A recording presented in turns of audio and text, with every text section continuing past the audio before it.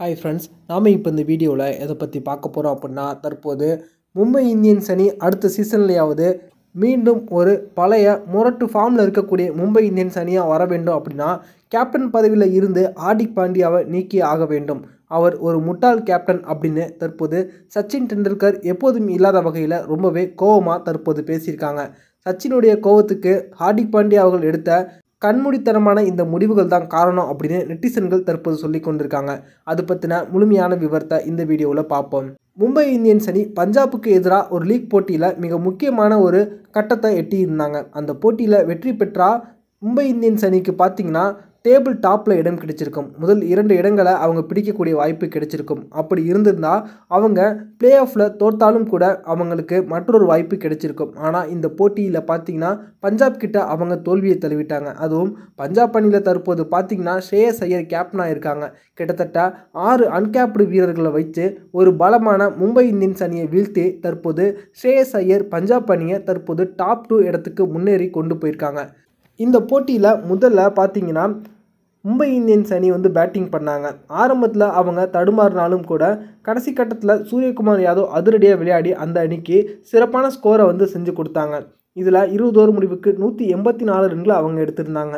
பிறகு 185 எடுத்தால் வெற்றி அப்படின்ற இலக்கை நோக்கி கிளம்புறீங்கன்னா பஞ்சாப் அணியில் பிரியான் ஷாரியா 62 ரன்களும் ஜோஷ் இங்கிலீஷ் 73 ரன்களும் எடுக்க அந்த அணி 19 ஓவரில் 3 விக்கெட்டுகளை இழந்து 187 ரன்களை எடுத்து 7 விக்கெட் வித்தியாசத்தில் அபாரமான வெற்றியை பெற்றாங்க. இந்த போட்டியில் பார்த்திங்கன்னா மும்பை இந்தியன்ஸ் அணி தோல்வியை தழுவுவதற்கு முக்கியமான காரணமே ஹார்திக் பாண்டியாவோட கேப்டன்ஷிப் தான் அப்படின்னு தற்போது அனைவரும் அவரை விமர்சனம் பண்ணாங்க. அதற்கு காரணம் என்ன அப்படின்னா, பஞ்சாபுக்கு எதிரான இந்த ஒரு போட்டியில் சுழற்சி முறையில் பந்து வீச்சாளர்களை இவங்க சரியாக பயன்படுத்தலை அப்படின்னு பல பேர் தற்போது குற்றம் சுமத்தி கொண்டிருக்காங்க. மேலும் தற்போது டாஸ் போடும்போது இவங்க சொன்ன ஒரு விஷயந்தான் அனைவருக்கும் கோவத்தை ஏற்படுத்தியிருக்கு. அதாவது டாஸில் வெற்றி பெற்றால் பவுலிங்கை தேர்வு செய்யலாமா அல்லது பேட்டிங்கை தேர்வு செய்யலாமா அப்படிங்கிறது எனக்கு எப்போதுமே தெளிவாக தெரியாது. டாஸ் போடுவதற்கு வருவதற்கு முன்பாக சூரியகுமார் யாதவிடம் என்னுடைய 2 விரல்களை நீட்டி இதில் ஏதாவது ஒன்று தொட சொல்வேன். அவங்க எந்த விரலை தொடுறாங்களோ அதை பொறுத்து தான் நான் பவுலிங்காக அல்லது பேட்டிங்காக அப்படிங்கிறத சூஸ் பண்ணுவேன். இந்த டாஸில் வின் பண்ணி நாங்கள் டிசிஷனை எடுப்பதன் மூலமாக எங்களுக்கு வெற்றி கிடைக்கும் அப்படிங்கிறதுல எந்த ஒரு நம்பிக்கை எங்களுக்கு கிடையாது அப்படின்னு தற்போது ஹார்திக் பாண்டியா பேசியிருந்தாங்க. இதை தான் தற்போது அனைவருமே கடுமையாக விமர்சனம் பண்ணியிருந்தாங்க. கிரிக்கெட்டை பொறுத்த வரைக்கும் டாஸ் அப்படிங்கிறதும் ஒரு முக்கியமான விஷயந்தான்.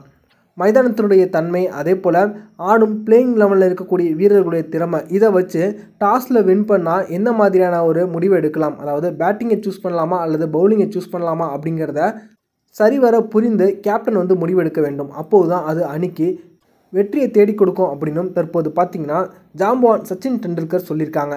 தற்போது ஹார்திக் பாண்டியா கேப்டனாக இருந்து அவங்க சரியாக மும்பை இந்தியன்ஸை வழிநடத்தலை அப்படிங்கிறது எனக்கு தெளிவாக தெரியுது. டாஸில் வின் பண்ணால் என்ன மாதிரியான முடிவை எடுப்பேன் அப்படிங்கிறது எனக்கே தெரியாது அப்படின்னு அவங்க சொல்வது முட்டாள்தனமான ஒரு முடிவாக நான் பார்க்குறேன் அப்படின்னு தற்போது சச்சின் டெண்டுல்கர் ரொம்பவே ஆவேசமாக பேசியிருக்காங்க. இந்த வீடியோ உங்களுக்கு பிடிச்சிருந்துச்சுன்னா லைக் பண்ணுங்கள், ஷேர் பண்ணுங்கள். நன்றி.